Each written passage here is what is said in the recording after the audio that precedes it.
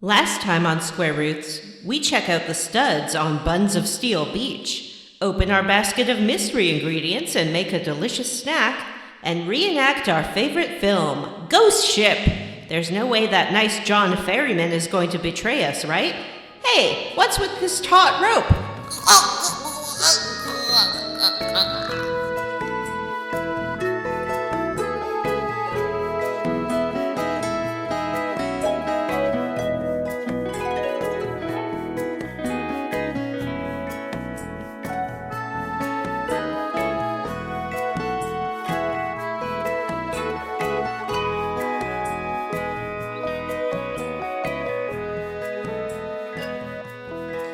Hello, and welcome Hi. to the Square Roots Podcast. Thanks. My name is Matthew Van Zandt. Oh, hey, Matt. Hey. Wait, I did that wrong. No, it was great. I didn't say what the podcast is. That's Hi. okay. We could do that right after. Try it again. Hello. Okay. Mm-hmm. Hello, Hi. and welcome to the Square Roots Podcast. Thank you. The Yeah, thanks. classic RPG podcast. Oh. My name is Matthew Van Zandt, Hi, and Matt. I'm joined by the two best co-hosts the world has ever seen, Johnny Brandon Nice. Hi. That's me. and Vanessa. I'm Vanessa.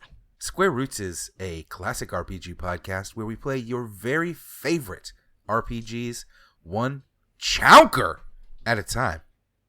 You know, I'm getting a kind of Sierra Roots vibe from all this, and I'm really appreciating. Hey, it's late at night. I'm feeling very NPR. NPR. Matthews. Pubic radio. Whoa. Whoa. Whoa. All right, I'm feeling a little more lively. Let's try it one more time. Hello, Okay. listeners. Hi. But I Hey, like the welcome last one. to the Square Roots Podcast. Vanessa's not even here. Is that a thing that really happens to men where they experience hair loss in more places than the top of their head? Not that I'm aware of, but I don't think so. one can dream. Well, I mean, there are conditions and circumstances. Nobody wants to hear about your John. Oh no, that has not occurred. Oh boy. No one wants to hear about your lack of John. It's all Get me out of here. Fuck. Like it's wearing a little. Oh, I don't need graphic descriptions of ever. Well, you're the one who accused me of being. All right, well, now that my night is ruined, listeners, I suppose we should talk about, I don't know, I could talk about like what kind of podcast it is, but do you care at this point? Did you just hear We what do. happened? A crime has been committed on this show. So let's move on to how we leveled up. We play a classic RPG one chunker at a time, and this is part 6 of Breath of Fire 3. That's true. It's kind of like a book club for video games. Or a let's play for your ears. I feel like we have 3 more episodes left. Boy, I feel like we could get through the rest of this game in a couple of hours, and it would be easily handled. Your turbo mode, or whatever it is you're I'm doing. not playing in like turbo mode. I don't have any sort of cheats going. I got nothing. Mm-hmm. Listeners, we have a huge discrepancy in our playtime. We're not sure what's going on, but I think that the simplest explanation is Matthew's good at video games. John and Vanessa aren't. I mean, you're not wrong. I'm not good at video games. We also did establish that some of Vanessa's playtime was definitely naps. Mm-hmm. Maybe sometimes I fall asleep with the game still on, but that's neither here nor there. And the Vita does power itself down eventually if you leave it on, I think. That's right. I think. Just like I power myself down eventually if I'm left on. Yep, and that's what happened. John's just the type of player that feels the need to travel back and forth across the continent over and over and over Yeah, again that real. to I think that accomplish is. minor tasks that are totally unnecessary. Hey, I John, gotta change these my masters. they're useless. I gotta go. Now that I had to like get all my dumb things from Emitai, and I got those, and I've been going back like 8 times to see Emitai, and then you have to go all the way around the world, and there's no fast travel. And you know what? Let's level up. Do you have Ryu with Bunyan still, or did you switch him to an AP leaning Yeah, statistic right booster. now he's just finishing up with... Oh, I just switched him to the fairy that you have to throw a rock at to get. I don't think I've gotten that one. And then you have to find a ring of hers, the fairy ring. I have him familiar. with the con artist. Ooh, I just finished the con. I've mastered the con artist, so I've moved on. His last skill is if you've got enlightenment, or you can always check the master list to see if you're done with one, because if there's a star, you're not going to get any more skills from that master, so you might as well change masters. Yeah, that's what I've been doing. I maxed out Bunyan. Me too. I bet you did. He taught me every little thing that he knows. I could go back and get that last skill, but who fucking cares? I don't need it. What's the point? I don't want to waste that much time. How about Matthew? I have all the genes now. I have every single gene. I'm very excited. Levi's, Lucky's. Well, there's a lot of L genes. Echo. The loser remember those? gene. No, wait, it's called the failure gene. Kinkos. What does that do? No, that's not it. Jinkos. What does the failure gene do? I don't know, but I think I have it IRL. Actually, yeah, me too. it is the infinity gene and the failure gene combined let you become Super Saiyan Ryu. And control him. The infinity gene will turn you into Super Saiyan Ryu, but he's not controllable. But the infinity and failure gene combination will make Super Saiyan Ryu controllable. Well, that sounds grand. I used Warrior and Frost, became this really cool Frost Ryu, and I was very excited by it. I'd like it more if the dragon transformations lasted longer and carried from battle to battle. The fact that you have to waste a full turn on it at the start is annoying to me. I'm kind of glad. Because really good, a decent strategy can usually let you screen wipe in the first turn, which is always what I'm going for, because I just want to get through these goddamn dungeons. Yeah, so you wish you had a god mode to play the game in. I guess you're right. This game is already way too slow as it is, but I kind of wish it had Final Fantasy VII style transformation sequences for every one of those, where it's rotating and slowly. I mean, it kind of does. Particularly, have you used Ray's Were-Tiger? The camera shifts around and he gets circled by light and he goes Those, I think my favorite summon sequences are still 10-2 when the dress sphere changes. Those are I'm so excited, Nat, about playing that next year. I don't know how we're going to do this. We need to talk about this year of sequels thing because we might have too many games. We'll definitely, figure it out. I mean, we don't have to play 10-2 next year, but I just really want to play it.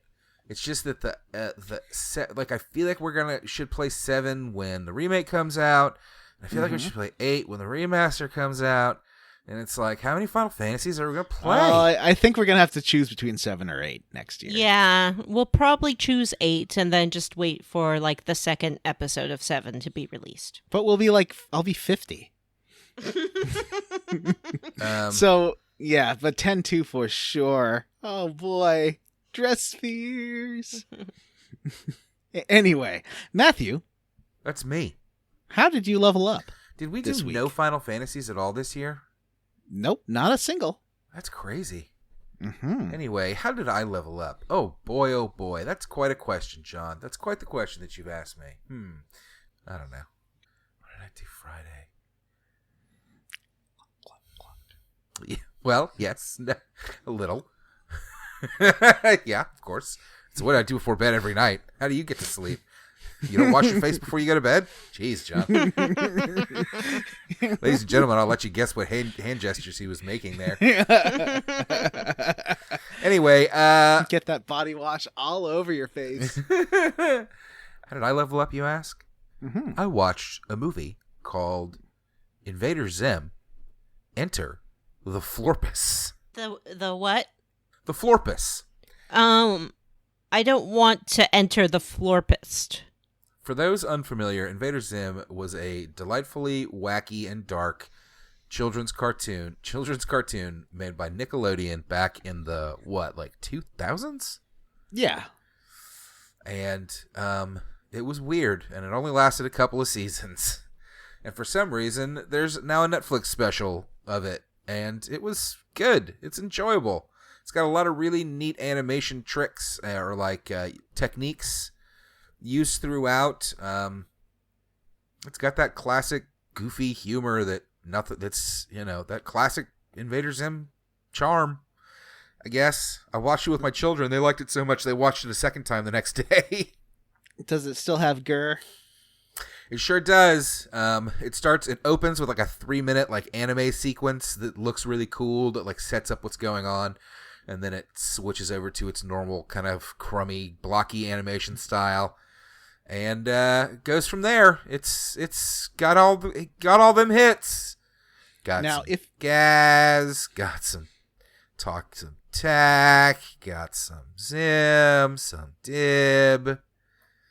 Dib's dad. The tallest show up.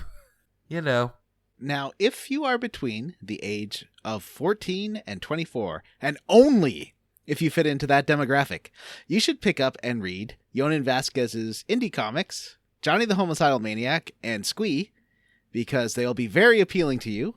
And then the second you turn 25, you'll be like, oh, God, why did I read those? Yeah, I really like those. Pretty accurate.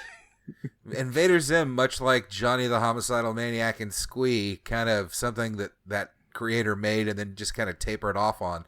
My big takeaway from the Invader Zim thing was, I guess Jonan Vasquez decided to like make some content with these famous characters of his instead of just trying to stick it to Nickelodeon, because that's what the old Invader Zim series seemed like to me, was just them trying to stick it to Nickelodeon constantly. Yeah, check that out. There's also a Rocko's Modern Life one that I didn't like as much, and weirdly mirrored the Zim one, and also just kind of exactly what you'd expect from that. So it was a bit of a disappointment. Did you know that the feller who voices the cow on Rocko's Modern Life also voices SpongeBob SquarePants? No, I didn't know that. It's interesting. Didn't that guy fact, die? Not as far as I know, but maybe he did. R.I.P. that guy, I guess. Jesus. You heard it here first. Breaking news. Anyway, that is how I leveled up. Vanessa, how did you level up? I watched 2 things. One which I liked a lot, and one which I did not like at all. God, please be which Invader one Zim and Rocco. It'd do be you really wanna funny if she hear took an about opposite first? take on my whole goddamn thing. Yep. So, Thomas James Kearney, voice of SpongeBob, is still alive. Okay. I don't know what I said. I thought someone who was involved in SpongeBob died. Oh, I guess I'm crazy. I mean, someone may have, but it wasn't him. Okay. So, I watched a movie called I Am the Pretty Thing That Lives in the House. That's like a Netflix horror movie, right? It's a Netflix horror movie. It's a made-for-Netflix horror film. It is meant to be a sort of psychological, slow burner woman going slowly kind of crazy and being exposed to the paranormal. And it is played by the actress from Luther, whose name I unfortunately cannot recall, but if you give me 2 seconds to scroll down on my IMDb page, I will Crazy tell you. Ruth going slowly. Wilson. Am I 6, 5, 4, 3, 2, 1. Switch. Ruth Wilson is her name. She is a good actress, but I just didn't care for this film. I thought the pacing was off. It's meant to be slow, but it was a little bit too slow. Mm-hmm. She's a hospice worker taking care of this old horror author, which I felt like there was a lot of potential there, but then they never really develop a relationship. And it seems like in editing, they didn't quite believe in the movie because they threw in some of those like jump scare sound effects, like bump, which is often used in horror films, but really didn't fit the tone of what they were trying to go through for here. So I didn't care for it. Don't recommend it. It was shot on video and it was really apparent. So they kind of tried to do these beautiful lingering shots, but it's video. So it didn't work out that well. I also watched the Anderson Cooper interview of Stephen Colbert, and I liked that very, very much. It's an hour interview. High recommend if you haven't seen it. I'm sure it's on YouTube or something like that. How old is it? A few days old. Mm. It aired on Wednesday, I think. And they talk about politics, and they talk about comedy versus news, and they talk about grief and loss. And it was a very nice interview between two men who obviously admire each other a lot. And it was really nice to hear Stephen Colbert tell me that I am not crazy. Because we live in a time when people try to tell us that what we see we did not see, and what we hear we did not hear, and what we feel we do not feel. But we do see these things and hear them and feel them. And that's reality. You can call it whatever you want, but you're not going to change the truth. And that's how I leveled up. John. Yes, that's me. How did you level up? Oh, well, I purchased an anime on Blu-ray. Matt, look. I bought an anime. It's got... My goodness, that appears to be an anime. It's got 4 girls in robot suits. One has red hair, one has blue hair, one has black hair, and one has brown hair. It looks like pink hair. Oh, okay. Sure. One has pink hair. The show is called? Bubble Gum Crisis. Bubblegum Crisis. Boy, that's some Coast Video Days anime. Mm-hmm. What's gonna be next on your collection, do you think? Vampire Hunter Tenchi D Muyo, or Ninja Scroll, or Tenchi Muyo, or Oh My Goddess, Oh My Goddess, Ah My Goddess, or Urusei Yatsura.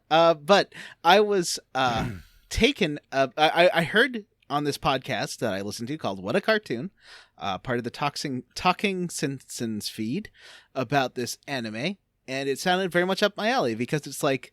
They said it was very inspired by Jim Steinman's Streets of Fire. And I do love the work of Jim Steinman. And combined with Blade Runner and like a mecha girl anime. And it is very 80s. Amazing design. It's just really fun to watch. The music is...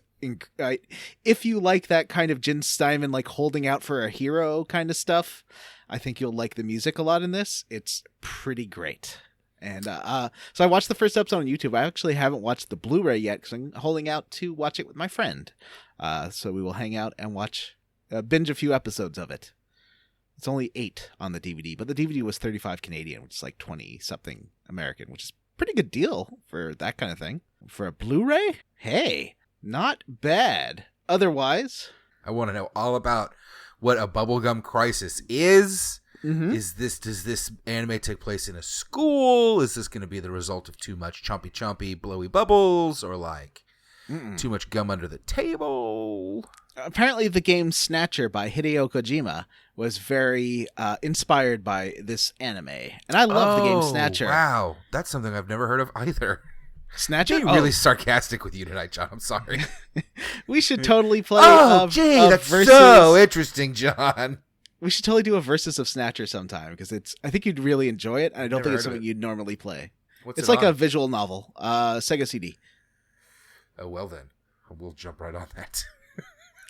There are ways you can play it. Shh, we're not allowed to talk about that. Vanessa's here. Hi, hello. Vanessa. All right, let's move on.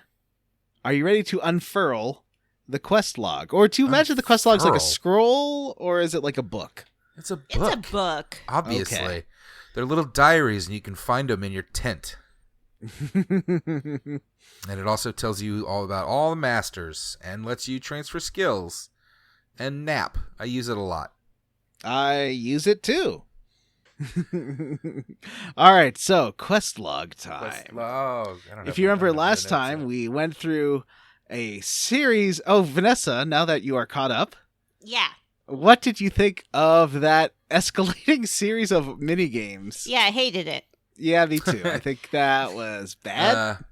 Are you caught up, Vanessa? Yes. Are you? Wow. Well, I'm caught up from last time. I think you're not far behind me, though. I'm riding some platforms around, trying to reach the center of a room. Okay. Yeah, you're halfway through this chunker. So 3 or 4 more hours, apparently, according to John, because this is the longest game ever. Yeah. I did okay with the sushi game. That's because we gave you such an excellent description of it. Mm-hmm. Mm-hmm. You're welcome. Yeah. I really didn't like driving the boat. Yeah. It controls terribly. Mm-hmm. It took me a while to figure out the boost thing. I barely made it to Cookie's cabin, and I never want to do that again. Cookie. Otherwise, let's see, what was the most odious? I wasn't good at hauling the rope game. Which one? The first one on the beach. The vinegar one took me a couple times too. I tried to make the ultimate sushi, but I couldn't catch a large enough fish. Yeah. So I think I made like a tertiary sushi. I got the 3rd place prize. I made a pretty good sushi. I got the 2nd place prize, but Mm-hmm. yeah, that I tried. You can waste so much time in this game with bullshit like that fishing game that I was like, no. I haven't fished in a long time. I don't really see a purpose behind it anymore. Aren't you already the rod master, though? Yeah, that didn't take long. I mean, I know that there's like better fish to catch and that you can do more stuff with it all. I just don't know what, and I don't care. Apparently, you can get some amazing. There's a very good fishing rod in the that area between the Combinat and the colony. There's that weird dungeon that you just walk through real fast. There's the best fishing rods there, I think. Oh yeah, I didn't get it. I don't care. All right. Well, that's okay. I have been putting too much time into the ferry minigame, but we'll talk about that at the end. That's pretty fun. Yeah, I've gotten some time into that too. It's fun. I am very this is probably the first chunker that I like legit was like, okay, I'm fucking sick of this shit. The fucking eggs in the factory, the egg enemies. We're going to be talking about those egg enemies. They're adorable and delightful, and I hate them. I hate their guts. I do like that they change it to broken eggs when you hit them. Uh-huh. That's a pretty fun animation. I don't like how they turn your characters into eggs that can't do anything. Did you notice when they get turned into eggs, they get all their HP and MP back? No. Weird. So they actually heal you, and that's why that's the best place in the game to level up. Oh. I have done a little bit of grinding in the desert now because you can like constantly just stop and rest. All right, well, we should probably talk about the actual contents of the quest log this week and not just hint around about it. It's kind of boring. Is it kind of boring? I didn't find this chunker particularly engaging. I feel like this game is better than Grandia to play, but I kind of miss the nonsense of Grandia a lot. Mm-hmm. I like the game, but it doesn't leave me compelled to play more. Yeah. It doesn't have much going on for plot, which was fine at first. The little kid stuff was fun, and I had a good time with it. But the adolescent stuff has been just kind of like, you're a dragon, Harry. Go fight monsters. But we do have a bit of a plot reveal here, so that's exciting. Yeah. And I think the plot reveal is interesting in terms of world building, because it isn't you are the good forces of good fighting the forces of bad. It's a little different than that, but we'll get there.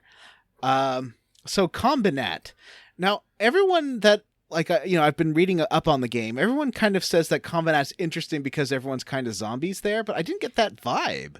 I thought you were mispronouncing combat at first, but It's actually called Combinat. Yeah. Mortal Kombat. Yeah, so it's our like characters arrive in this tech world and they get super judgy. They're like, people here have no spark of life in them. They're total zombies. Everyone here sucks. But they seem perfectly normal to me.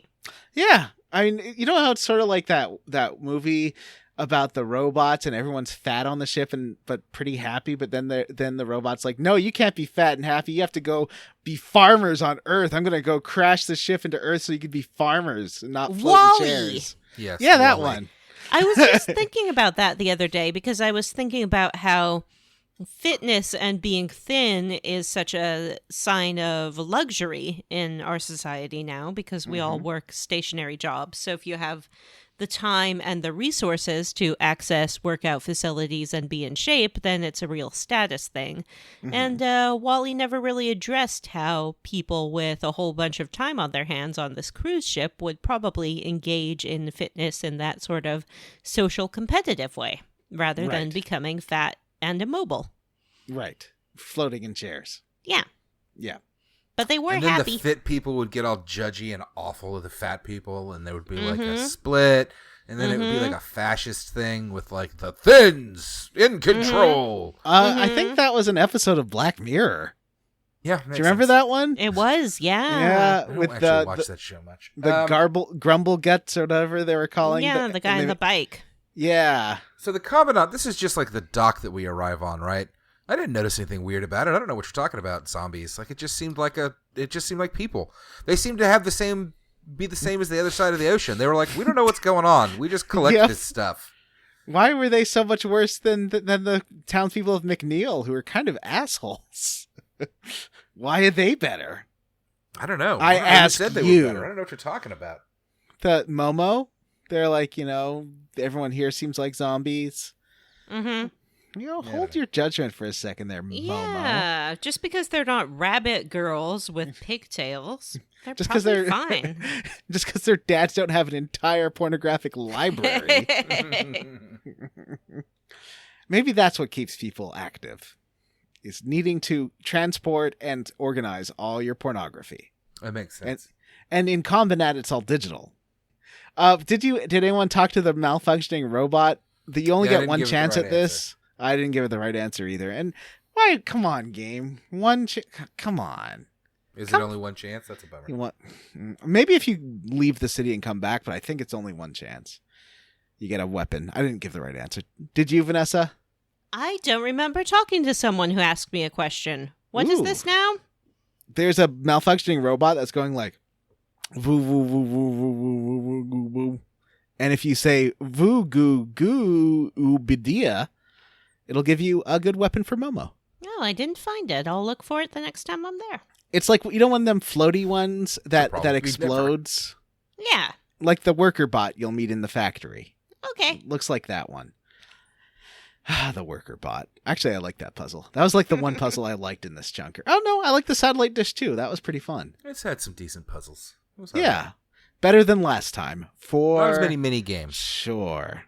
So suddenly you get do you remember that episode of Family Ties, Matthew, where No. Alex P. Keaton's friend was drunk driving and died? What? Is that what happened? Do you remember I that, think that Vanessa? that's a Gen X show for people that was born in the 70s, John. Do you remember that, Vanessa? And it was all black backgrounds. I never watched that show. Oh yeah, you didn't watch a lot of TV in the 80s. Vanessa, dunk on me with John. Dunk on John I with me. wasn't alive in the 80s, John. Yeah, so John. obviously I wasn't watching TV. If you're talking about Nick at Night, I would Yeah. watch that occasionally, but mostly I Only was just ironically, gaming. though. Yeah, only ironically, and I was mostly playing my X-Bone. Me, I was out with all my friends. I don't know what you're talking about, you couple of nerds. Just fucking. So there's an video episode games. where a friend of I was out Alex, kissing girls P. and, Keaton, drinking who was beers, played probably. by Marty McFly, his friend died. And it was instead of having the normal sitcom sets, they had these black backgrounds, and it was kind of abstract and really weird. Ooh, And interesting.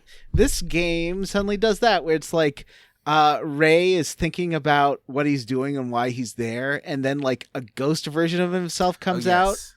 and he's like, so what are we doing? He's like, well, these are my friends, and before I was nothing but, I thought that being a thief and a highwayman was all that I could really do in life, and now he's like, well, maybe there's more to it. Maybe I can actually use my powers for good. And he comes to that conclusion, and Momo too is like, well, this is she talks to her ghost self and it's like, well, this is what I really want to do. I don't want to just sit and do nothing and study. I want to explore and learn, and the only way to do it is out here in the world. And finally, Nina, she could be safe and sound back in the castle, but she's not. She's out here, going to uncharted territories where no one's ever been. And they all have like what I think it is that Momo, Ray, and Nina don't have really any connection to the plot, but they're there. And this is like, why are they there? The game actually takes a minute, which most games don't do. That's a good point. Well, why are they coming? And it gives them a reason to explain why they are there. And I like that. I thought this was a good bit. You get some internal monologues, except it was like an internal dialogue because they're talking to themselves. Okay, so after all of that fun stuff, we made it to the colony. Well, I forgot to add one section where nothing happens, and it's just like a maze through some like shipping containers. Yeah, and then after that, you can just walk through it forever. There's no reason to do this. The game just throws up another roadblock to be like, hey, we don't feel like you've put quite enough time into this yet. And you can grind a bit here, but you get through. There is literally nothing to speak of, and then you make it to the colony. And, like, what are we doing here? So we've gone across the sea to find God, and we made it to this town, and then we walked through some wasteland and found an old abandoned, like, colony. Yeah. And this quest to find God, I guess this is the end of the game, is going to talk to God, which is very JRPG. And we've talked before about how we've played a couple of games now where you've killed God. I think maybe we won't kill God this time. I still think that little feller is going to come back. What's his name? Tipo. Yeah, Tipo. Maybe Tipo is God. I don't think Tipo comes back. Yeah, I'm actually at the point. I think it's too late to add another party member as well. I think that kid died. I think that the tragedy of this game that has very quickly been brushed under the rug is that fucking Ryu and Ray, 3 orphan kids, got attacked by 2 monsters, and one of them was murdered. There's a great scene in a wonderful film called Kung Pao Enter the Fist. Oh, that's a wonderful film. Suddenly everyone's back from the dead, and then the main character's like, well, if you're all alive, then surely Master is... And then it cuts to him looking at Master, and there's just flies buzzing over it. Uh-huh. Oh, no. I haven't seen that movie in a long time, but I love it. I think Tipo is alive, and Tipo is going to be like the villain's right-hand man. You think he would have showed up by now in a mask or something? Yeah, you got to have some masked Tipo. Well, we will see. I doubt it. But for now, we go to a colony, and then, so again, we're on this quest to, like, go meet God, and we find an abandoned colony, and we see a satellite dish on the top of it, and we're like, let's go fuck around with that for a little while. This probably has something to do with meeting God. I assume that's what's going through their head every time they see a building. Mm-hmm. They're like, oh, I bet God's in here. Yep, this must be bringing us closer to God. Well, they don't really know what a satellite dish is. I'm sorry, Vanessa. They don't really know what a satellite dish is, so maybe that they think that it is God. And on John's point, don't satellite dishes bring us closer to God? To Vanessa's point, isn't it odd how characters in JRPGs are always weirdly primitive in their understanding of, like, religions? They just never really understand what the hell it is. Like, they never have a real idea. Like, I know, like, several religions fairly well, and these people are always just like, huh? Now, if the film Terror Vision has taught me anything, satellites just bring a monster to your house. So, think about that. Okay, yeah, at one point in this game, they talk about God, but they also talk about the God of these particular people, or they talk about that sounds like something a God could do. So they seem like they're both mono and polytheistic at the same time. You know what? I keep making jokes about while I'm playing through this, jokes to myself, literally. No one else is in the room. I'm not streaming, saying, Tell me all your thoughts on God, 'cause I'd really like to meet her.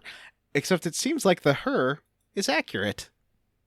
It If may TV be. has taught me anything, it's the movie Stay Tuned, which is that I think like a pedophile will come through your TV and be the devil. Oh no! Oh no! I'm not thrilled about that idea. Wait, so- I thought Stay Tuned was John Ritter. Yeah, but the pedophile. villain was Jeffrey Jones. Oh yeah, that's No, right, that Jeffrey was Jones, Mom the and Dad pedophile. Save the Universe. Both Jeffrey movies, Jones John. was definitely the villain of Stay Tuned and Yeah, the he's the hero devil. of Mom and Dad Save the Universe. He's not the devil. He works for the devil. Look, twice in my life, I have been betrayed by actors who were in films that I really liked. One of them was Jeffrey Jones, and one of them was Kevin Spacey. Oh, I warned you about him. And how many times did I watch Stay Tuned as a child? More than once. I mean, More of course than you did. twice. It was on Comedy Central 17 times a day, as was Mom and It Dad Save the Universe. was I also watched both of those movies a million times. Wonderful. Was it There Comedy was a part- Central or was it HBO? I bet it was HBO. Matt, Yeah, it was pretty raunchy. I went to see Mom and Dad Save the Universe in theaters. And that one stars Jeffrey Jones? Yep. Yeah. Well, don't He you would have feel been great about so yourself. excited. You know, Stay Tuned, like the premise of it, would make an amazing video game. But the whole franchise is just soiled now. I feel like, did you ever play not comic Jumper? It was very similar to it, but it was a bad game. What? Comic Jumper. It was like No. switching between different comics, like Stay Tuned switches between different TV shows. What was it on? Xbox. It was like you remember when they used to have the indie summer thing? Summer of Arcade? It was one of those. Weird. Yeah. It was by the people that did Splosion Man. Oh, yeah. I loved Explosion Man. I'm sure it has some weird FMV sequences because all their games do. Anyway, Anyway. satellite dish. They see the satellite dish and they're like, that's probably going to let us talk to God, which is a pretty solid idea. I mean, you know, satellite dish, beam it out into space. Maybe somebody talks back to you. They're not on Earth, so who knows? Am I right? Maybe they're close to the Phantasy Star planets. Maybe Star Trek's next door. Ooh. Maybe they're in the outer rim of Star Wars land. We don't know. But Phantasy Star takes place in our real world because in Phantasy Star 3, the ship accidentally goes to Earth. It's one of the dumber endings. Actually, I think Phantasy Star 2 also involves Earthlings. These Anyway. games aren't very good. So They are great. You shut your mouth. So this is another dungeon. It's easy to get stuck in until you have to figure out a solution to where to go next that's pretty fun. Vanessa was running out of time, so she was asking us, and we were giving her all sorts of wrong advice until I remembered the actual advice. Yeah, for two guys who claim to have played that section of the game, one of whom I think claims to have played it today, you were really unclear about how the game works and how it goes. I copied the page of the guide that told you how to get through this entire dungeon, and I posted it into the group chat where you could have clicked on it and read it at any time. I also took a screenshot of exactly what you needed to do when I remembered he did! exactly what she needed to do. And yet, I still had to read a third separate FAQ to understand what to do.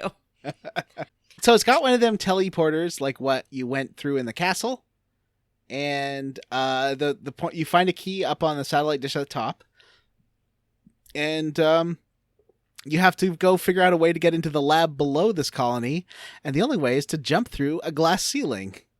Yeah, Batman style. I was entertained because it's like when you look at it and you realize what you're supposed to do, it's very obvious, but it's nicely hidden. Like it's not super obvious, but when I figured it out, I felt very smart. Nice. Yeah, That's one of those sort of Grandia whimsy moments that you were talking about missing from this game. yes. There's no Grandia was worse to play. I think this game has much better combat and stuff, but I do miss like the volcano moment and other weird nonsense moments from Grandia. The locker room scene. That locker room scene was so dumb. Yeah, both of the moments. The volcano was so dumb. All of that shit was terrible. I mean, I don't miss that for sure because that game was awful. But I will admit, I will agree with you that the moment to moment of this game, the like mission to mission of this game is just kind of meh. We're certainly doing a lot of bullshit. They seem to be thinking that the idea of going to talk to God is more interesting than it actually is. And it should be pretty interesting. interesting. God all the time. Mm-hmm. Like every single day. Like, dear God, it's me, Vanessa. God? Please. Are you there, God? Please help me. Maybe it hurts also that it's very obvious what's coming, which is that we're going to have to fight this god creature and kill it.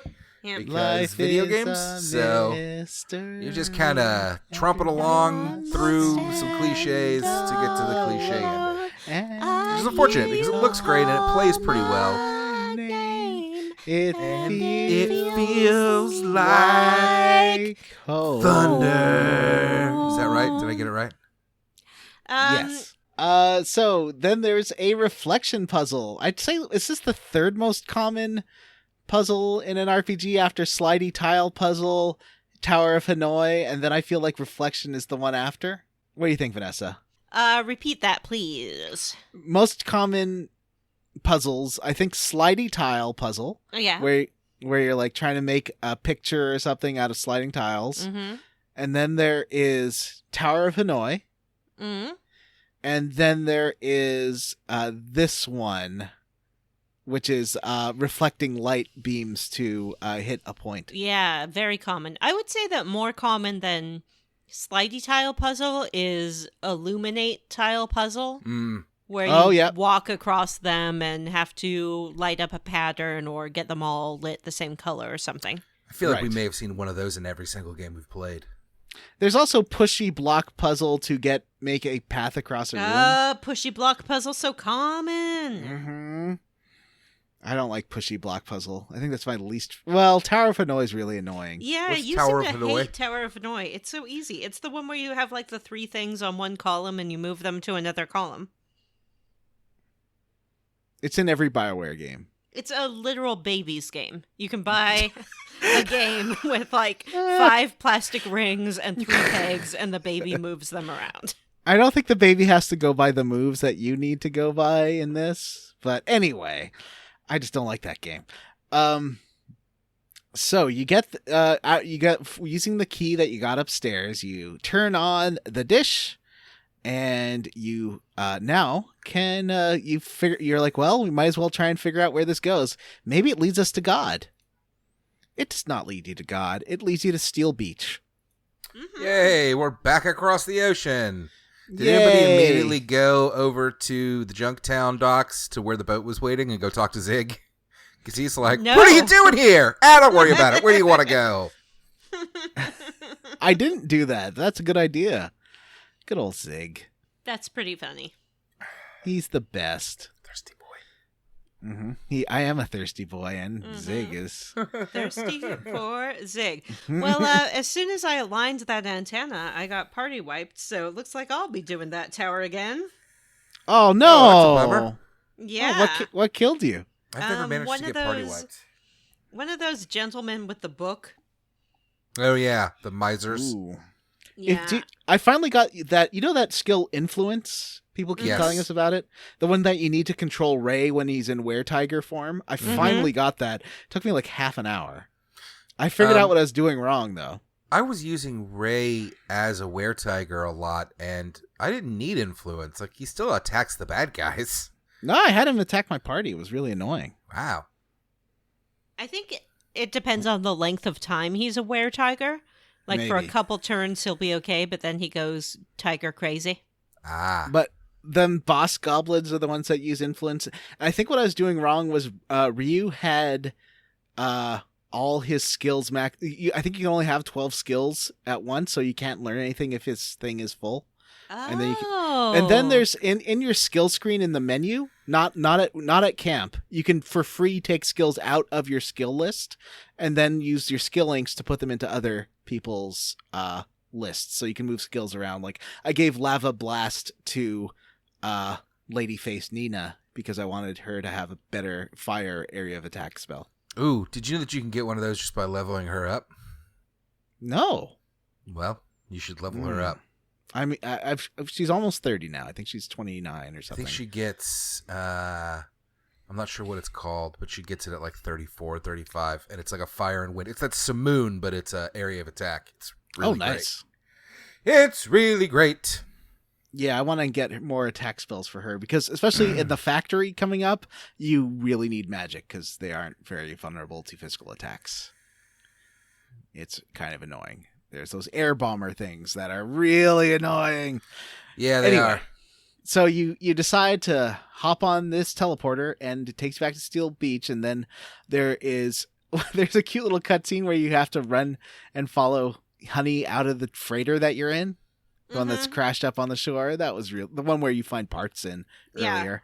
Well, you don't know that you're in the freighter yet. Honey just takes off, and you follow, and then open up that locked door, and then you're like, what the heck? And There they get needs to super be- bummed out. Yeah, because we're back here. This place sucks. They're I like, agreed. We spent all this time going over the ocean, and look where we are now. This sucks. What a waste of our life. Everyone's gonna laugh at us. So I think the game needs more Honey. Honey is the best character in the game. Anytime she appears on screen, I am delighted. And she's not in it enough. I wish that Momo had an attack where she threw honey. Ooh, like that'd be great. Remember Grandia with that was it Meep Meep?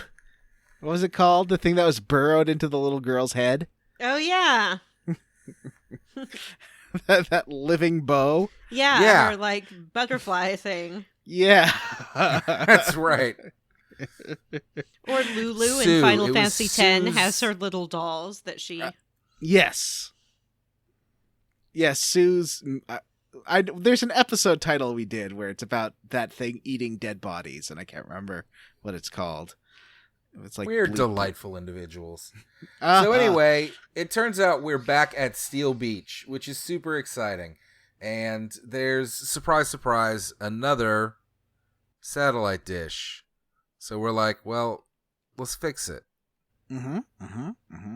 So we all we have to do is solve some puzzles, and this puzzle's interesting because it tells you how to solve it mostly. None of these Like- were bad. They're all pretty quick. They're all pretty simple. It's I don't know. This took me an hour just because of the random encounters and getting a couple things wrong, but that's why I take a long time in these games. And yeah, do you die a lot? Do you die? No, I died once in this chunker, and it was just going at the beginning of the colony. I just the first random encounter I got was 2 of those dive bombers and 2 of those gold eggs, which are like the super hard version of the eggs. Yeah, those things are such a pain. Yeah, and they just egged me, and then the dive bombers blew me up. So there's that. So then we did the tower. Oh, I also died because I tried the lava man thing where you throw lots of Molotovs at lava man to make him like level 1,000,000 so that you get 60,000 experience when you kill him. And it turns out when you do that, he can kill you in one hit. Oh no. Wait, what happened? Oh, we'll talk about it at the end. There's an email about it. So I went. Yeah, there's a platform puzzle, and there's little obelisks that tell you how to do the platform puzzle, and then you do it, and you find another obelisk that tells you the next step, and the last one kind of leaves out a few things, but then you can get to it, and then you go up the stairs, and there's like a second half to this dungeon, which is like the above ground portion, where you're climbing up the tower to the top of the freighter. Mm-hmm. And there, oh no, Vanessa, do you have to redo the puzzle with the platforms? Yeah, I have to redo it all. I'm that redoing the Jack sucks. Switch puzzle now. Yeah, that one. Oof. Oh, and the slidey. Oh yeah, this one also has the slidey door. To open a door, you have to move these slidey tiles. Actually, like that puzzle was fun. It just takes a little while. Mm-hmm. But it Did you has like- essentially all the puzzles here. Yeah. Did you like that one, Matt? The one with the platforms where you have to like slide them so that you can get to the thing in the middle? I needed some help with it, but I was trying to get through it fast, so Okay. I was figured fun. it out after a couple of minutes. they're like all of these puzzles were pretty fun. They're fun. Mm-hmm. The slidey floor puzzle, my only problem was I had assumed that I needed to make a bridge of 3 blocks to get across, which is not the case. You just have to get one aligned to the middle, and then you ride it to the center platform. Easy Yeah. peasy. Yep. And then you get you go up the stairs and climb through the tower portion, and you get to a satellite dish. And the satellite dish is like, I guess, not pointed to the correct place, so you need to align it. And this is a fun one, although you have to have good hearing. I think this might be tricky for, I guess, some people who aren't listening to the podcast who are hard of hearing. Although there is transcripts. Yeah. Edit that out. People have various degrees of hearing. I have noticed that this game relies a lot on sound, and it was made before game designers started to incorporate assistive elements to help people who are differently abled. Mhm. And that's too bad, because if it had had a little blinking light in the corner or something like that you could turn on optionally, or some games Yeah. now even allow you to skip puzzles altogether, that would be good. Well, yeah, like even that one with the waveform had lights, but that one didn't have sound. And yeah, so this one basically you're trying to point the dish to a point where there's no audio static. That's a pretty fun little mini game. Yep. I mean, it's not really a mini game. You just turn it and hit the button. Have you read that Google any podcast on Google Play by the end of the year will have automatic audio transcripts? Oh no, that's cool. That's amazing. You'll be able to search every podcast. So, sorry everybody if you came to this from Google. So wait, all of our words will be captured forever Yes. in text? Immortalized in text. Wow. I hope they send it to the Library of Congress. I hope so too. I hope they delete it all. So, and we do it. We fix the dish. Mm-hmm. You line it, and then suddenly you can pick from a few locations. Did you travel around? I did. Don't go to Relay Point B. Do not. Why? Because it's just Windia Castle, and then you have to walk all the way back. You can't teleport from there? Oh, I bet you can't. No, Wow, you that can't. sucks. You can't. You try to do that. If you teleport out, you just teleport to that one guy's house outside of Windia. And then you have to walk all the way back, which, guess what? I did. Oh, boy. And there's the container store, or whatever it's called, where you can find a gene. It's the, is that failure? Trance? Trance gene. Oh. There is a failure gene, though. Did we talk That about was that? at the colony. That's at I the don't know- colony. I don't know what that one does other than make infinity better. That's what it makes. I think that it turns you into a whelp. I think that's all it does. I think it makes the infinity gene controllable. Oh, okay. Well, that's good. But Not it a costs failure. like 40, I think, or something like that. It's not super cheap, so I can't get them to last too long. Right. We finally have. Oh no, I guess we don't have the infinity gene yet, did we? No. But we're about to get it. So after you go to the container store and grab that and some containers, you don't get any containers. You just get the failure gene. You head out to Dragnir. Yeah. Woo! We did it. Dragnir. Which I guess is a recurring city in various Breath of Fire games, which makes me think that are they kind of like Zelda, sort of connected? I think Zelda. I don't know. Zelda's complicated, but yeah, I guess so. It does seem to be, from what little I've read about Breath of Fire 4 and stuff, that it does seem to all be an interconnected world, which is a little weird. Do they just repeat? But you know, that's It's what like they how all do Link and anyway. Zelda keep coming back. Their Yeah. souls are bound together. You're always a blue-haired boy named Ryu, it seems, and it There's always seems a like Nina. Nina might be a recurring character as well. I don't know. So you head to Dragnir, and the second you walk out, an old man's like, "Oh, did you come out of that old building? Oh, that's wonderful! Great news! Huzzah! I'm going to get the Chief Griol." Yeah, they're real excited to see you. You have fulfilled a prophecy by walking out of this gate, so they've just been sitting Of here. course waiting for we you. have. Yep, I know. Big old shocker. It's been a long ways 1 into week. this game before people start talking about a prophecy, but here it is. Since you looked at me, Oh, tossed your hair to the side and said, I'm angry. 5 days since the living room. Mm-hmm. So let's get back together, come back and see me? Soon. So, what do these people tell us, John? They tell you that They blah, first blah, feed blah. you, right? Like you Yeah, got they you have feed another you a dinner nice, scene. You know what we don't huge talk about scene. much? This What? game has had a ton of dinner scenes. It's good. Hey, at least they have to poop and pee and eat. Well, actually, they don't poop and pee. No, but I They mean, just like eat. they're well animated. It's fun if you watch them. There's always stuff going on. They're great. Uh-huh. There's been at least two in Windia. We get another one here where you're like sitting around eating and conversing, and they explain that they are all dragons. Mm-hmm.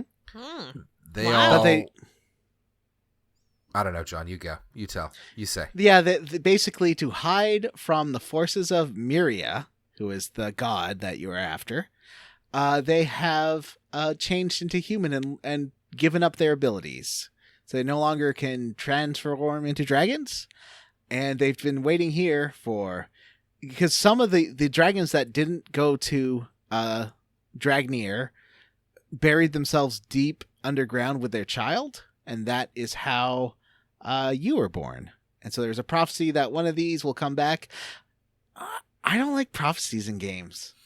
No, but I'm not shocked about it at this point. Like, they're barreling towards the conclusion of this game, and it is just going to be Yeah, a it's collection lazy of storytelling, cliches. though. Yeah, it Like, is. say you It's have a bummer. book series that's just like, oh, there's a prophesized one. He was born on the slopes of the Dragon Mount. Whatever. No one cares. What story is that? But what's interesting about the Wheel of Time, Vanessa, is that it subverts the prophesied one trope, Yeah, cliche. subverts the prophesized trope. That's what makes it fun and interesting. Yeah, what makes it fun and interesting is that this guy is so special that he has 3 wives because That's a good point. not just one woman That will 3 do. wives shit was real weird. Do they So, have other husbands? No, well, they Vanessa, just what love happens him if you 'cause he's take- so special? Vanessa, what happens if you take a beloved franchise that's all about like a family that has special powers and kind of the prophecy that one of them will bring balance, and then and then a writer's like, well, this kind of sucks, and this is 2017. Maybe let's make it so that this new person doesn't come from that family, and it's interesting because it's talking about how power can come from inside, not I from would lineage. love that. Turns out Uh-huh. people don't like that. Uh, People got real mad about That's a that. good point, John. And also another excellent example of a story that uses the prophesied trope and does something interesting with it, much like the Wheel of Time.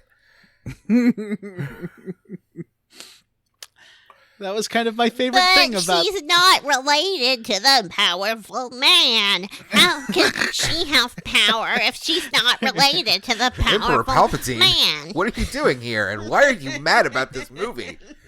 Emperor Palpatine is the ultimate incel. Prove me wrong.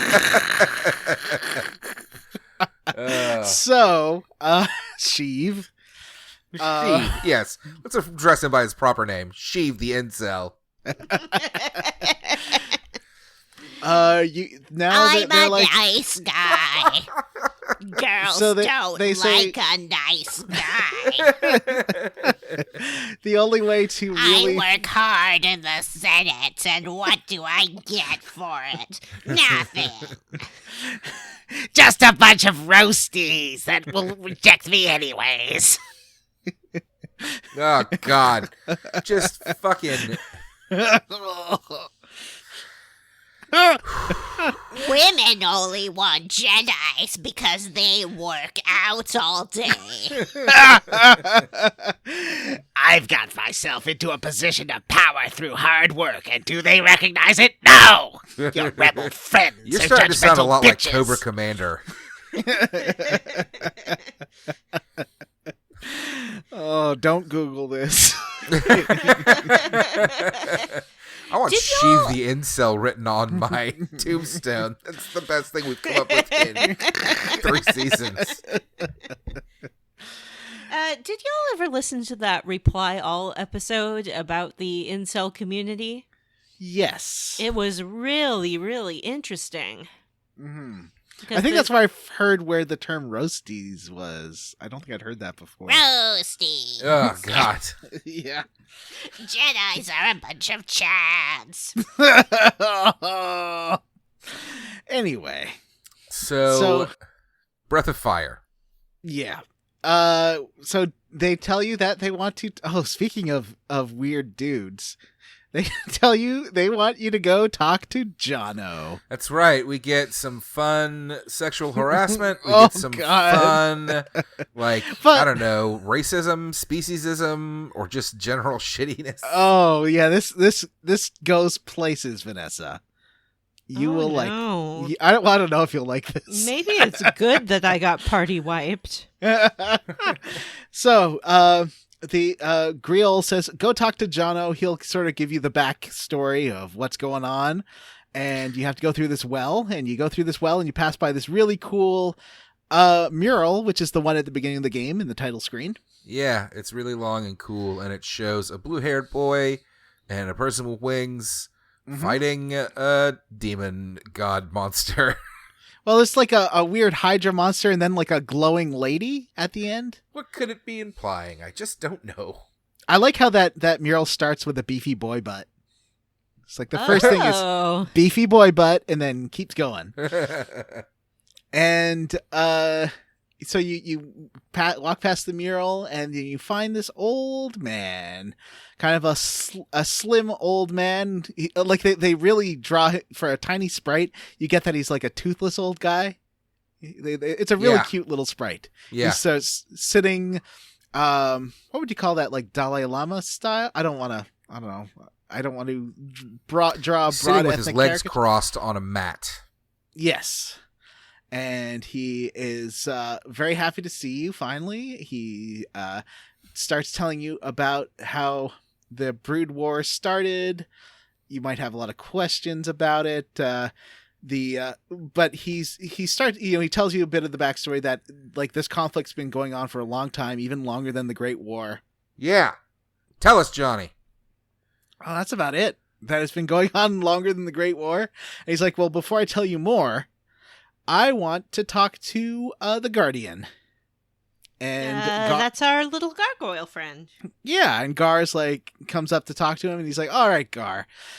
So, you might be wondering how do you have any questions for me?" And Gar's like, "Well, you hate us, don't you? Because we killed all the dragons." And he's like, "Well, no, we don't hate you. There's no point in hating you. Some of us do, I guess, but really, why would we hate you? It's been a long time. You did what you were told to do.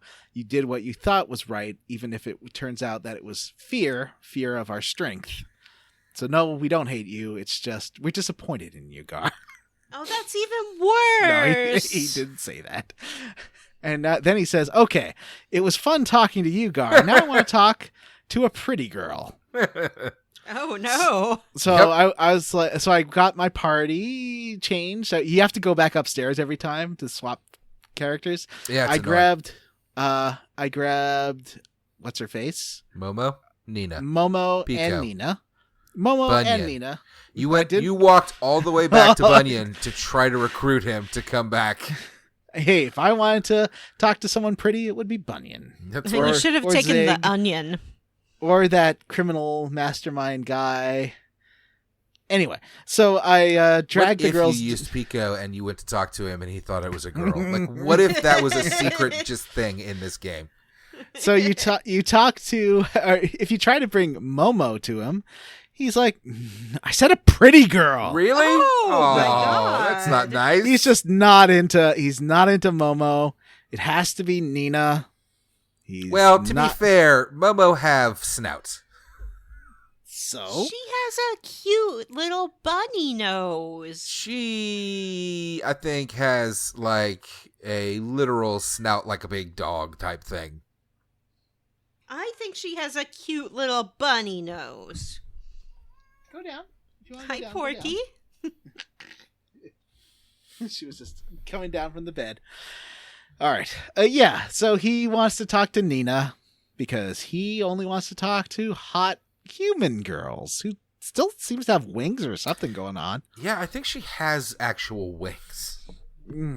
I don't know. It seems like some other people in the castle had wings too. Like there's an old guy standing around who definitely seems to have wings, but I think they're not functional. Yeah, they're just for show. They're vestigial wings. Like a penguin. A pingling. Yeah, like a pingling.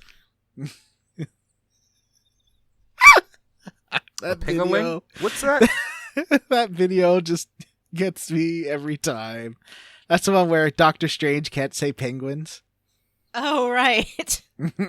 He's like, penguin. And it wouldn't be so bad except that he's narrating a documentary about penguins. These pinglings. But apparently he narrated the whole documentary and they didn't correct him, so it must be a regional pronunciation or something, right? I guess so. I don't think I'd I've seen never it, heard it John. You'll have to before. Send it to me. Okay, yeah, check out. What's the name of him again? Benedict Cumberbatch Penguin. Yeah, it's great. So we have deflected this long enough. Then you take Nina to see the old man, and he demands a kiss from her before he'll. First, he does talk because she's got some questions. She's like, "So, are the Brood evil?" And he's like, "Well, no, not exactly. They have a lot of power, and that scared the god Myria, and that's why the god Myria was trying to eliminate them from Earth." And she's like, "Well, is Myria evil?" He's like, "No, not really. I mean, she did what she thought was right." And she's like, "Well, so who's the bad guy?" He's like, "Nobody is really a bad guy." Tipo. It was. Tipo's the bad guy. But I like that. I thought that was super interesting. That the game's like, no, it's just a thing that happened that was super shitty. But I feel like they imply later on that she's like insane. That Myria's crazy. maybe.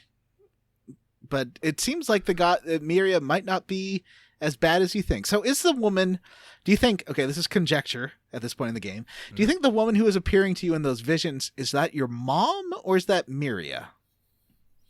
Maybe Myria's going to turn out to have some sort of evil attached to her that we'll have to destroy, and then we'll free her, and that'll... Well, because there's the dude, and I think the dude is the one messing with Myria. You know, the magician-like guy? That's right, there is the dude.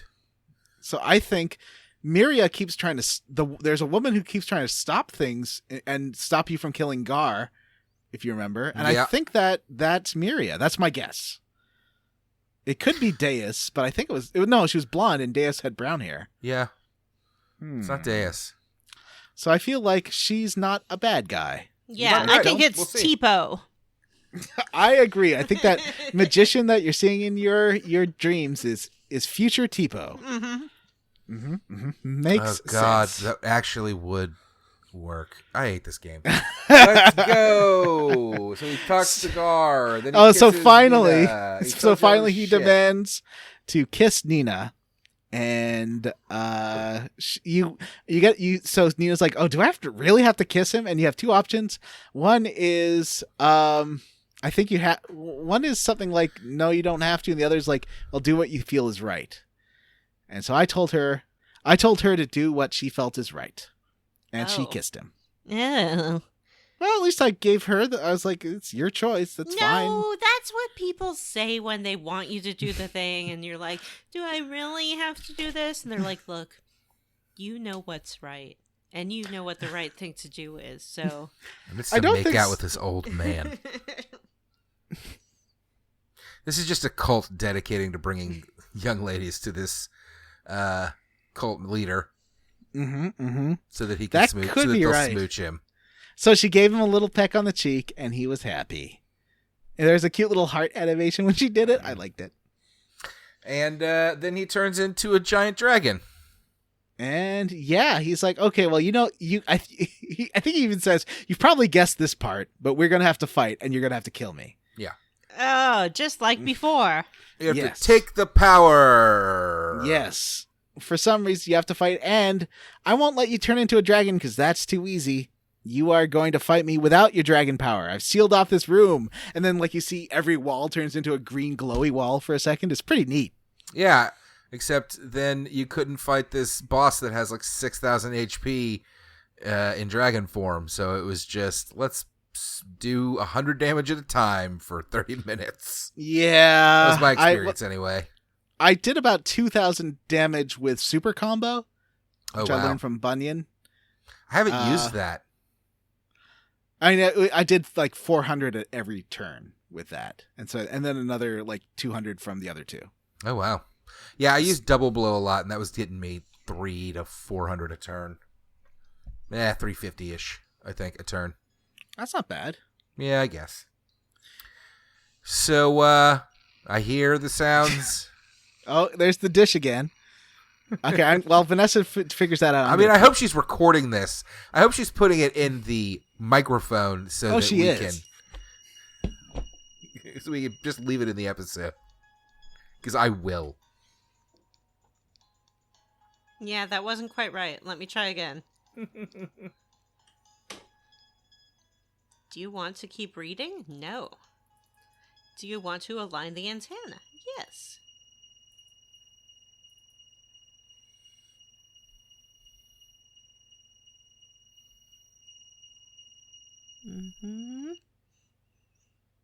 I did it! Yay! All right, I'm done. Good Now to job. stay alive while I get out of this place. And then you get to go do all the things we literally just talked about. I'm so excited! Spoilers! This part's fine. It goes on a little long, and the Nina stuff isn't great, and I don't know, but it's fine. You fight the giant monster dragon, and you defeat him, and he leaves behind the Infinity Gene. And the Infinity Gene is the one that makes you go Super Saiyan Ryu. I guess that's good. Wait, so do you have to fight him just with Ryu, or do you have your friends with you? You have the whole party with you. Okay. Just he's hard to hurt. And he kills you a lot. I have thunder rings and fire rings if you have them on as many people as you can have them on, because he liked to do them attacks. Right, John? Yes. And then you get the Infinity Gene. Did you test the Infinity Gene out, Jonathan? I have not. I should. The Infinity Gene will turn you into the Kaiser, which is just Ryu with golden hair. But you can, and you can't control him, and he'll blow everything up. But if you combine it with the Failure Gene, he'll be a lot weaker, but he is controllable. And then he's just like regular Ryu, but controllable. With superpowers? But yeah, he has a couple of attacks that turn him into a giant dragon and makes him essentially bomb the entire area with fireballs. So those are good. Ooh. But it's expensive. Before he dies, the Jono. By the way, Jono, the elder. I know. Like, Jono. dude, I'm Jono. I can hook you up with some weed. You smooch. Some snoochy boochies. Then I'll tell you how to get across the desert. I'm gonna hook you up with my pal Horace. He knows his way across the desert, so he's gonna help you. And his cute little, he's got this cute little pig horse. And his buddy Sheev the Incel comes along with him for conversation. I don't think Jono would hang out with Sheev. He's like, nah, that dude's bad news. You don't want to hang out with that guy. And So Sheev- anyway, Women yeah. will love my fully operational Death Star. of course, women will kiss Jono. He's a Chad. Oh, God. Jono doesn't even have a semi-operational Death Star. Well, Women that's say because they Jono- want fully operational Death Stars. They don't mean it. They just want Chads. That is because Jono is dead because we kill him and we take his gene, and that gives you all the genes. So now you can do whatever you want with that. Isn't that exciting? What do you think of those little cow pig horse things? What are they called? Midias or something? I don't know. Women. Wow. No. Sheev, get out of here. Sheev, you're off the show. Yeah. Go cry about it on a message board. I'm going back to Xhan. Your rebel friends will know what hit you. So Q is real.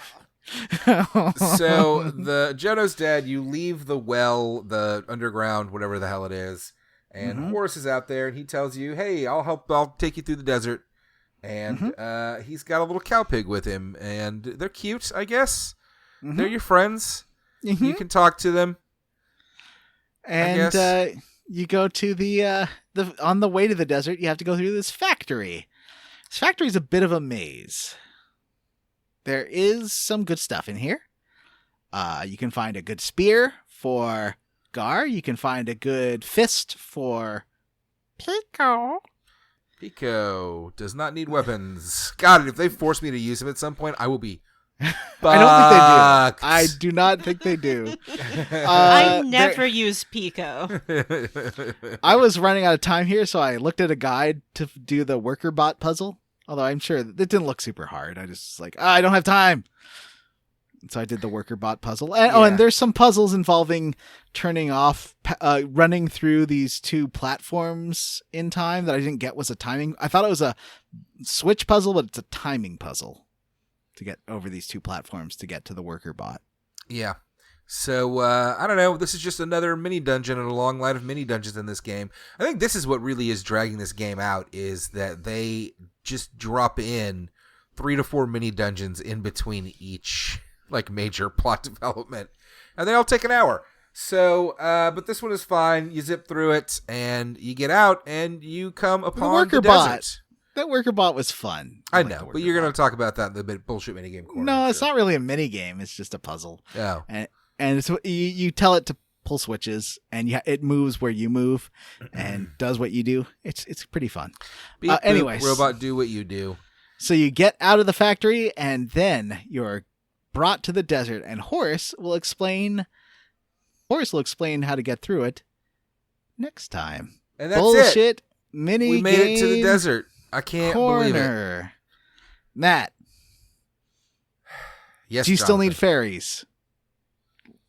I put more fairies on food production, and I grew a bunch of fairies, and now I have every goddamn room has got a fairy in it, and there's a bunch of fairies cutting food. Yeah, I only have too. one fairy building and one fairy clearing at this point, because I don't know, what are they going to build, another mansion? What else is there to build and clear? I think they're they're supposed to stop doing that at some point. I know. I got to the point where I've researched every job. Like after you get the casino and stuff, I talk to them. They're like, "Well, there's nothing more for me to research if you talk to them." So I don't know. I'm near the end of it. I've got the fortune teller. I've got the explorer and the casino. Well, I think the point is that these shops are going to probably offer some really nice stuff. In fact, they already do. Yeah, I've already got some cool things. Even some of the cheap stuff, like I buy like 100 healing herbs and just keep them on. It's like 1,000 gold, and I just keep them on me and use those primarily for my health. And Vanessa. And yes.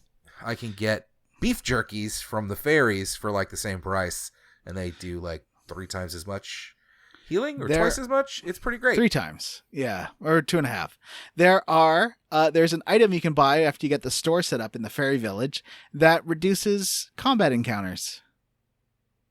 I think, or is that at the fairy village or is that in Dragnir? I don't know. I didn't run across that.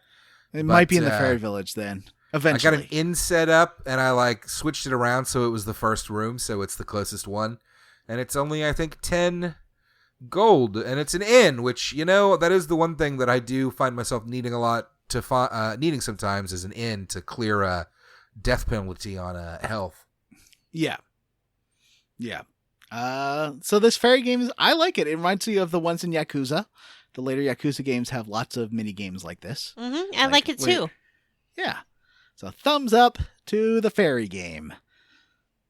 And finally, next time we'll play I didn't think about this part. But I got my FAQ up somewhere. Give me 1 second. Vamp while I'm looking. Fairy game. Fairy game. Build a mansion for you. I don't understand what happens if you put the fairies in the middle. You know, like right now I have 3 things. I have hunt food, I have clear ground, and I have build. And then in the middle there's something that looks like a little portrait, and you can put like 3 fairies in each box. What does that do? That's a room. Yeah, that's a room in that house that they built, and if you put somebody there, they will be in that room. So some of them you can decide there'll be shops, and then there will be a fairy there working. And some of them you decide that they can just go sit in a room and think about more jobs and different kinds of culture that they can learn. How can I make them think about different things? By putting them in those portraits. It'll give you the choice between having them be a scholar or a merchant. If you choose scholar, then it will say, do you want them to think about jobs or culture? And you get to pick one of those. If you say merchant, then to start, there's item merchant, I think, and weapon merchant. I got to get on that. Now I have like a handyman and an inn, and there's an explorer. There's all sorts of stuff that they'll think up. So you want to have you want to have people thinking too. But it also helps, I think, maybe to have shops going early as well, because like I said, they're going to get, I don't know how long it takes to have the shops have the best stuff. I don't know that I care enough to figure it out.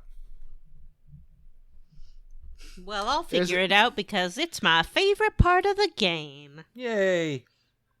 Okay, so Next time on Square Roots, we're going to play until you defeat the D-Lord. You'll know when you get there. All right. So, we did it, gang, but it's not time to go yet. Is it? No, Why not?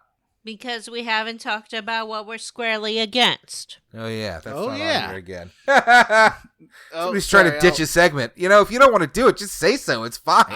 I wasn't the one who took stuff out. Someone went through and took stuff out. Sounds like a Vanessa. No, I don't think so. Nope, I don't do anything if I can possibly help it. Sounds All like right. sabotage, then, from disgraced former co-host Jim Squarely Banks. against. Matthew, what are you squarely against? Jonathan, I am squarely against the factory. It's the last dungeon you have to go through, and at that point, I was really pissed off about it. In fact, we blew through it so fast, we didn't actually talk about it, which, shit, we have to now. Because what does the factory have, John? What does the factory have, John? Eggs. Eggs. Oh my god, eggs. I love eggs. I like eggs. This So- stupid game. So now You know I'm switching it. how- I'm roundly for eggs. You know how eggs in are Final amazing. Fantasy games, sometimes enemies can turn into Moogles and frogs? The eggs, there's these egg warriors. There's packs of egg warriors. I guess a Okay, dozen. you know, you're doing a bad job. I'll take over And here, they're John. okay. What we're talking about is a new enemy type that you discover in the factory, and it's called eggs. It's about 10 eggs, and they all have arms and legs. Some of them are dressed like knights and warriors and wizards, and they have bows, and there's like a captain in the middle, and they all attack together as a unit. When you attack them, they all break and turn into like splattered eggs. They're hilarious looking, and you love them until they start casting a spell called Ovum. Ovum is a spell that turn your character into an egg. Each character in your party has a unique egg animation, which is pretty cool. A unique sprite, which is pretty cool. Nina's is like mostly pink. Ryu's has a headband. It kind of looks like a Rambo egg. Kind of looks Momo like has Sheldon her- when Sheldon dressed up like Rambo in the Garfield U.S. Acres? companion series, U.S. Acres. Jonathan, All you're right. the best. Perfect. And I don't know. They're delightful and awful at the same time. Momo's has the mortar and pestle grad hat thing. That one's pretty fun. John. That's fun. These eggs sound adorable. They're Sometimes great. you will run into a pack called gold eggs. They Yep. are way harder, but give you a fuckload of gold. 20,000 zenny. Wow. But they will run, so you have to kill them fast. I did kill one. I killed a few. And also, when you get turned into an egg, you're super vulnerable and can't move. But if you hatch out, which you can do after a couple of turns, you recover all your HP and AP, which is super useful for a dungeon. Oh, yeah, because we don't Wow. really have any AP recovery items. I still this game- have. I've got like 3 wisdom seeds at this point because I don't use them. All right. Yeah, I don't use them because I'm like saving for the final boss, just so I can feed him to Ryu when he needs to turn into a dragon. I haven't really needed them as much. I've done pretty well managing. It's Nina's mana that gets drained, and the way I play, and I've done pretty well managing her to till the end, having enough at the end. So anyway, Matthew is roundly for round round we're not eggs. done with this whole segment already. We Eggs. talked for Nope. so long. Eggs. I'm roundly for eggs, but I'm squarely against eggs. Jonathan. Vanessa. Oh, Vanessa. No. Vanessa. Yeah. Vanessa. Yeah. Vanessa. It's me. What are you squarely against? I am squarely against forcing young women to kiss gross old men. Oh, You yeah, that's a good shouldn't one. do it ever. Even if it's like Grampy, and you're like, give Grampy a kiss, and she's like, I don't want to kiss Grampy. Don't make her do it. Girls should learn at a early age that their bodies are their own, and they can make decisions on how they want to share it or not. Mhm. And you may think that, oh, I didn't tell her she had to do it. I was just like, you know what the right thing is to do. Like, everyone's counting on you to kiss this gross old man, but it's your body, your choice. No, that's not okay either. No low-key pressure, no direct pressure, no taking her head in your hands and smushing it up against an old man. I'm not saying you have to kiss him, Nina. It just would be the right thing to do. I'm just saying that Lord Vader will be disappointed if you don't hold my hand. And you wouldn't like Lord Vader when he's disappointed. Lord Vader and I are going to play some Fortnite and call people names. What over am I chat. squarely against, you ask? Yes, I what am is squarely squarely against how slow everything is in this game. It's the Grandia problem again, and I know we've complained about it before, but everything takes forever. Yeah, the That's my complaint. animations are slow. The encounter rate is too high. The load times are long. Mm-hmm. This game's just takes so long. Anyway, Vanessa. Yeah. We got an I email. mean, I'm at a quick Whoa. 32 hours. We've got 2 emails actually. We'll have to What? buzz through that last one. That That's last a one is lot of emails. a chunky one. Oh, chonker.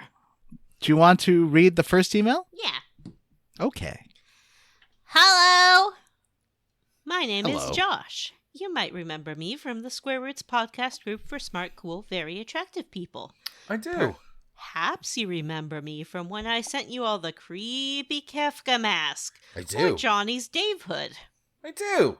And that pee-pee draining plant. Oh yeah, Oh, the boy. pee draining plant. It's well established that you guys play classic RPGs, one chunker at a time. However, that's not always true. Sometimes, especially when Matt is hosting, you instead play classic RPGs one chonker at a time? How do y'all think chonker is spelled? I mean, it's obviously Chonker. Yeah, I agree. Yep. This is that's a it. regional accent thing. Like, how about you don't shame me by trying to make me phonetically spell the way I talk? Mm-hmm. Yes, we Okay, should point Chris out Claremont. that in this letter it's spelled Chawnnker. No, it's Chonker for sure. I think we're all in agreement. Are you in agreement on that, Vanessa? No, I think it's spelled Chonquer. Shonker.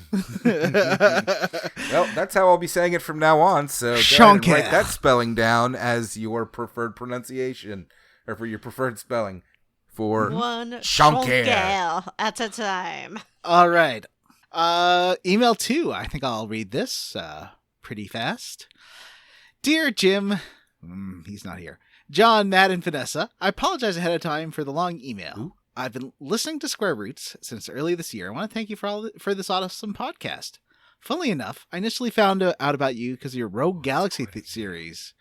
I was looking for a How Did This Get Made style podcast about video games. While I couldn't find one at the time, though How Did This Get Played exists now, I stumbled upon your Rogue Galaxy. We're trying to advertise on them, Matt. Squash that beef. While searching for new shows, I'd forgotten all about Rogue Galaxy, and it's the only RPG I ever sold to a game store after finishing it. But I figured that the podcast would inevitably rip into the game, so I decided to give it a try. I loved everything I heard about Rogue Galaxy, so I started from Final Fantasy IX and started listening to all the podcasts about games I played before, then went back and listened to the rest anyways. While I initially skipped the level up segment, I am now so invested in the show and our lives, and no, he doesn't say that, and everyone on it, that I subscribed to the Patreon so I could hear you level up some more. Aw. In fact, I finally decided to play along with the podcast, so I screwed that up and went and beat Breath of Fire 3 already. Since I listened to that 4th episode about Breath of Fire 3, I figured I'd mention my thoughts on some things that came up the episode. John is correct. If the game had Final Fantasy 12, the Zodiac Age style speed up, it would be a lot more fun. It's true Let's for just every say single that one of these games. the version I have features a speed up function, and it makes the game much less exhausting to play. 2. The volcano is probably the fastest place to level up in the game, but only once you're around level 30 or so. The Lava Man enemy can be buffed with fire spells and firearms like Molotovs. While using fire on the Lava Man will make him stronger, it increases the amount of experience he gives, so after 20 buffs, the Lava Man is worth over 60,000 experience, more if you use Ivory Dice. I equipped my main party with fire-absorbing gear and leveled to about 50 in an hour. Wow. I tried this. It took about an hour off trying it, but once you get him over 10, I was like most of my parties in the mid-20s, and after you get him over 10 level ups, he can kill you in one hit, so it seems pretty dicey.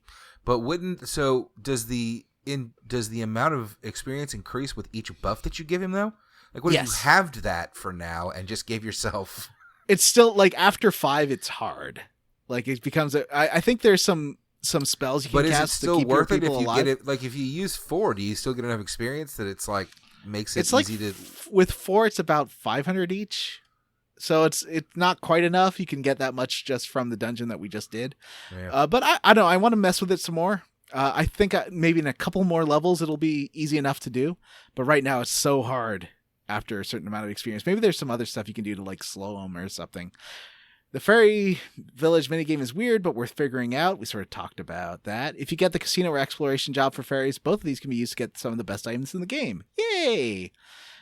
I managed to get my main party all equipped with spirit rings that halved AP costs for spells. That sounds amazing. So let's get that. Pico is probably the strongest character in the game outside of Ryu's dragon form. Apprentice him under Fall and only Fall, and Pico will have so much HP he won't be able to die. He also has a higher chance of counterattacking than any other character in the game.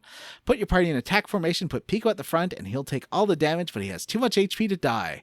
He even automatically regenerates a little bit every round. Hooray for Pico! I've rambled on too long to summarize my email. Hooray for Pico! There he is. You all rock, and your podcast rocks. Thanks for the awesome show. Sincerely, Andrew. Well, thank you so much, Andrew. That is a super nice thing for you to say. Do you have any thoughts on this? That was a lot. I've kind of zoned out there, guys. I will try the Lava Man again, and Pico is great. So, I agree. Glad you enjoy the show, Andrew. We have something that we need to talk about before we can let these fine listeners of ours go. Yeah.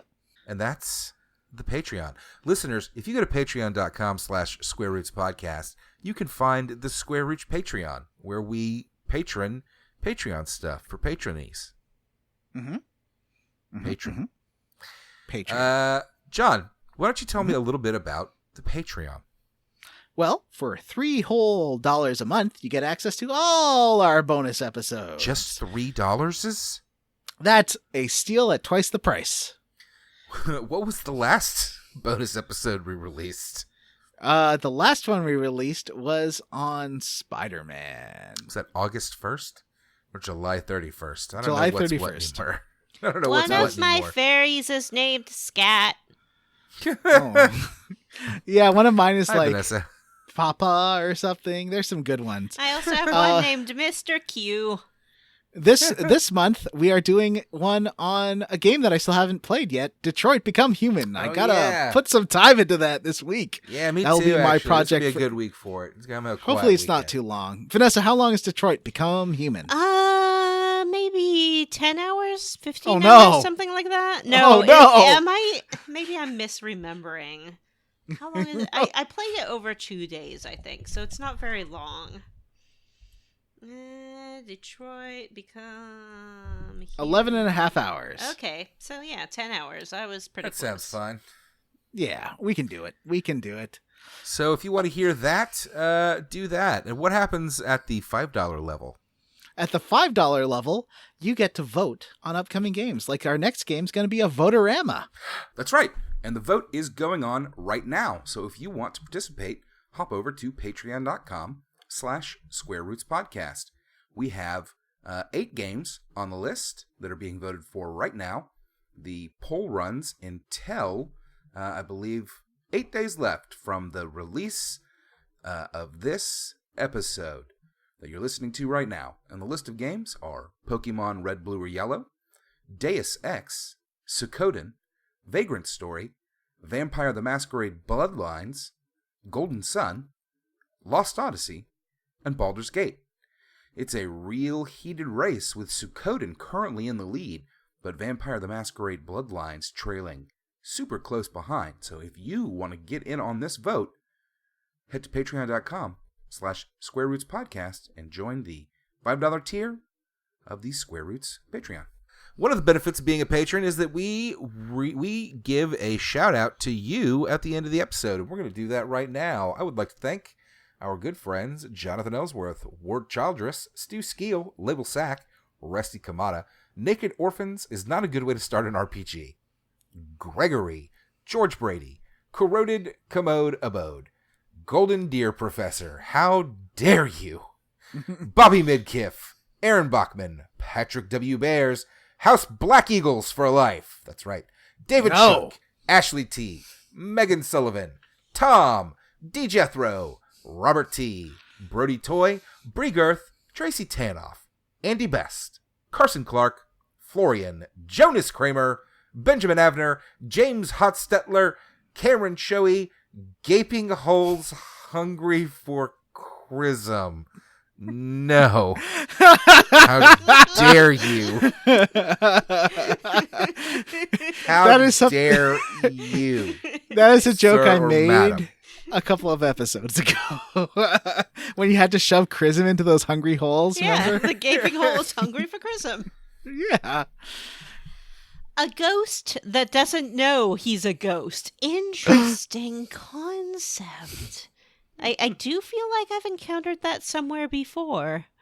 But I'm glad that at least I presumably know that he's a ghost. Oh, I hope he doesn't find out he's a ghost, though. That sounds spooky. Okay. Mary, Queen of Scoffs, Kevin Shipley, Brady A. Berman, Joseph, Biko and the Chrism Blasters. Eric Garvey, Kyle, Alex Doulard, Chris Penyak, Sean Walsh, Stephen Paget, Matt Jorgie Jorgensen, Cake Ninja, but it's like K4 1 Ninja 4, Paul Bursch, PJ Ennis, Cowman Mosser, Washer Sharper Sauce, Vanessa's mom, my actual mom, Galendo, Jameson, Huxley Iguana, Jordan O'Boyle, Jared Collins, Mishi Jaws, Ron, Jason, Jake I met Dickerson. Ron. Stop looking at me like that. Ross Hartley, Nawford, Sean Gonzalez. Julia Zanella, Nathan Poirot, John Kissick, Race Jenkins, Wash in the Wind, Miguel Torres is slain, the father of T. Bumpkins, Brian Pitt, Sammy Mitchell, Tom Hardman, Andrew Granieri, Devin Sloan, Jonathan Lee, Dr. Stephen Stone, Just Jerry, I'm the best Peoplemon master the world has ever seen. Vanessa's fourth mom, Brian Stone, Stephen Kroc, Julian Titus was a ghost the whole time, Robert M. Pullum, Patrick Coover, fine, say everyone's name, at least it knows Matt, Justin Ham, Wonder Swan, Andy M, Reddit is Harold Lauder, Cyril the Wolf, more games with evil playthroughs, and G. Bailey. And Zachary Davis. Oh, is there a... Oh, did I Miss one? You sure did, you silly little bee. All right. Sorry, Zachary. Hey, folks, send us an email, please. We just read 2 on the show, and you heard them, so you know we'll read whatever you send. Hey, those were good emails. What are you talking about? The email address is squarerootspodcast@gmail.com. If you don't want to email, but you still want to talk to us for some reason, you can find us on Facebook at the Square Roots group for smart, cool, very attractive people. And you can tweet at us at Square Roots Pod. Yeah. Yeet. Or you can follow me and Johnny on Twitch. Ooh, boy. Thanks to Yeet. Stephen Morris for his Dab. covers of Country Living, Can't See You Clearly Now, and Cedar Woods. Stephen Morris has a bunch of awesome EPs like Relaxin' with Relaxin' Nintendo music, Mega Buster with Mega Man music, Cries of the Planet, it's all Final Fantasy VII, Forest VGM, which is all foresty music, and Summer VGM, a 12-track album with summer game music. Links to these, as well as his Twitter, Patreon, and YouTube, are in the show notes. And don't forget to rate, review, and subscribe on iTunes or wherever you listen to podcasts. That's it. We did it. For the Square Roots Podcast. I'm Matthew Van Zandt. I'm Johnny. And I'm Vanessa. Guess it's not glamour time? No, Nope. it's never glamour time. Bye!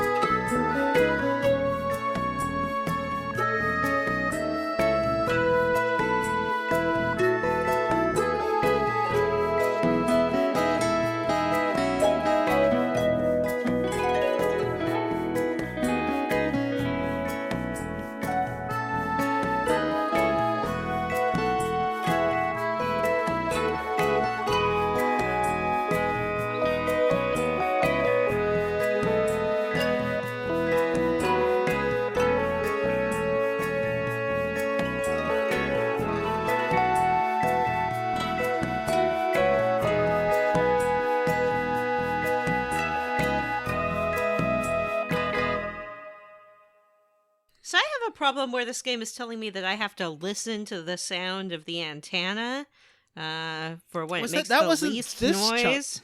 Was that this dish or was that the dish, the second dish? I can't remember. It's the second dish. I'm on the second dish now. So Oh yeah. Hold on here. I'm just gonna Oh no. listen.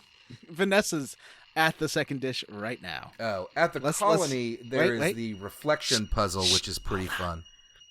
You can do it. Oh, I see. Actually, good timing. I need to get a drink. That sounds good to me. ...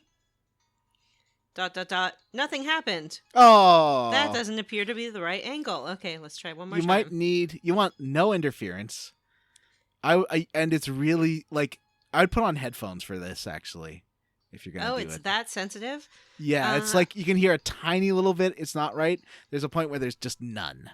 Okay, well, I already have headphones on, but they're connected to you, not to the game. So let me try one more time. Okay. Oh, I hear it.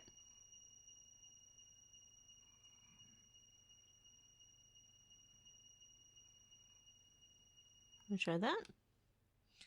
Question. Oh, I did it! Yay! All right, Antenna alignment complete. Okay, back to the podcast. Back to the podcast. I like that mini game. I thought that was pretty fun. Mm-hmm. You can drop that in at the end. Well, it's Matt, so who knows what's going to happen with that.